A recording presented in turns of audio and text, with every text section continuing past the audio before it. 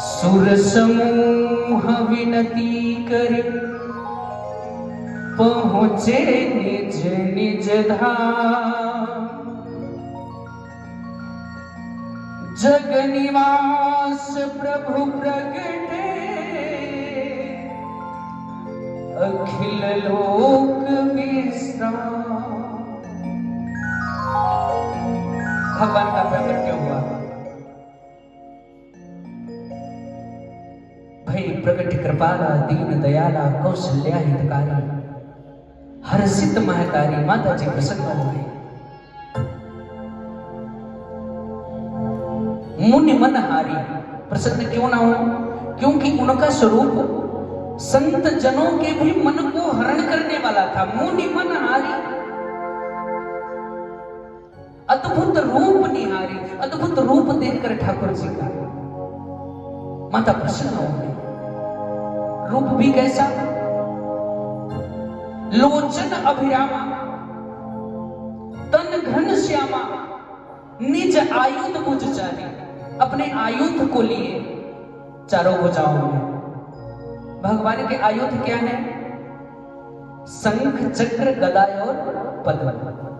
ये भगवान के आयुध हैं, भगवान के चिन्ह हैं। एक बार तो माता प्रसन्न हुई, भगवान के आयुध को, भगवान का साक्षात्कार। भाई ठाकुर जी का अगर किसी भी प्राणी को दर्शन हो जाए प्रसन्न कैसे नहीं होगा बताओ? माता कौशल्या ठाकुर जी को देख रही है। ये जो हमारी आपकी पलकें हैं, कभी भी देखे होंगे आपकी पलकें हमेशा गिरती रहती हैं। कहीं भी जाओ, मंदिर में जाओ, पूजा पाठ करो, बच्चों के साथ रहो, काम पे जाओ, हर जगह पलकें गिरती रहती हैं। ऐसा क्यों होता है? कभी सोचा है आपने? ये पलक क्यों गिरती है? पलक इसलिए गिरती है कि इन पलकों को परमात्मा की तलाश रहती है कि कहीं भगवान का साक्षात्कार हो जाए, भगवान दिख जाएंगे ऐसे। भाई हमारा लक्ष्य जब तक, जैसे हम घर से चले कथा के लिए, जब तक कथा में ना पहुंचे तो मन कहीं नहीं लगता, कथा पर ही मन रहता है। कहीं भी किससे भी बात करो तो वो लेट हो रहा होगा, आरती का समय हो गया, चलना है कथा में, ये मन में भ्रांति लगी रहती है, तो मन कथा पर ही स्थिर होगा। उसी तरह से ये पलकें हैं, ये पलकें परमात्मा के साक्षात्कार के लिए सदैव उनकी प्रतीक्षा करती रहती हैं, गिरती रहती है, खुलती रहती है, गिरती रहती है, खुलती रहती है।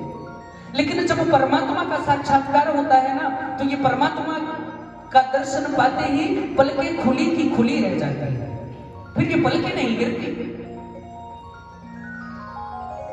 और कभी थोड़ी देर किसी को देख के देखो, एक टकटकी लगा तो आंखों में आंसू आ जाते हैं, है ना? कुछ देर तक किसी को देखते रहो, फिर आंखों में आंसू आ जाते हैं।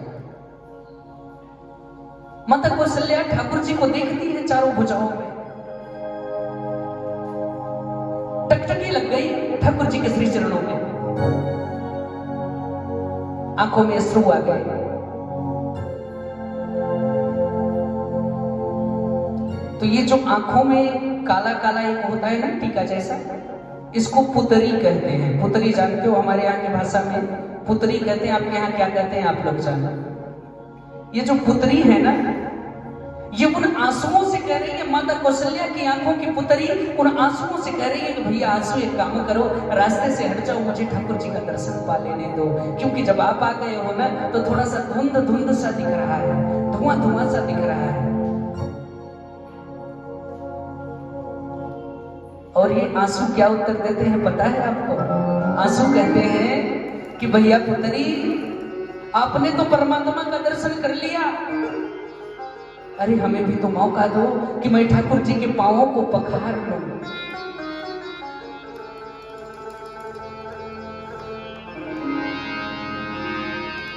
पुतरी कहे मार्ग से हट जा। पुतरी आंसू को कह रही है, भैया आंसू तुम रास्ते से हट जाओ। आंसुआ कहे पांव पखार